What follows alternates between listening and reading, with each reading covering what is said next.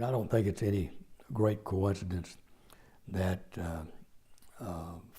last, well, five of the, up to my time, 5 of the 7 state foresters of Texas have all been national presidents of the NASF, and always been active at that national level and working to influence the national direction of forestry. And to me, this is one of the greatest opportunities that I had, was to do that and chair some of the major NASF committees, the fire committee at a time that the National Fire Plan was put through Congress and totally revamped the way fire protection operated in the nation, and then the work of Jan Davis on the redesign and having the opportunity to lead that effort with Jim Hubbard at the U.S. Forest Service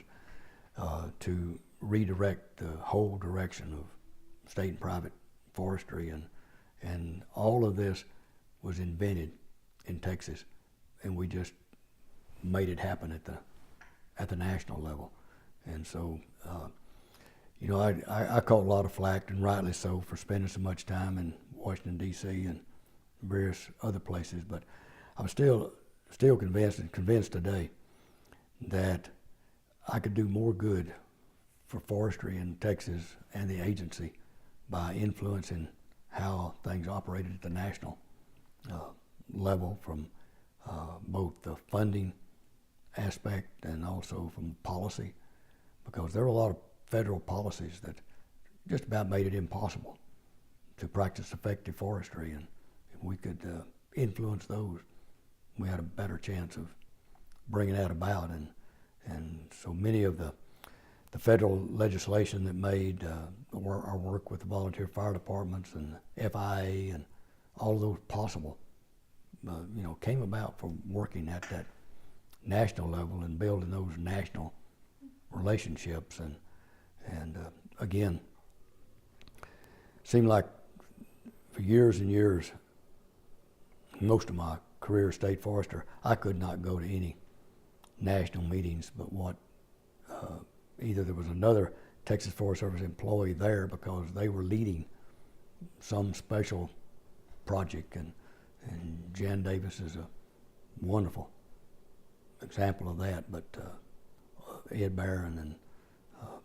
and other employees, they were always there in leadership positions all over the nation. So that to me, that just further evidence of the quality of employees and the freedom we had as being part of higher education. Again, they didn't tolerate us doing all those national things and those outside the box things. It's expected of us, and that gives you a leg up when you're not constantly defending yourself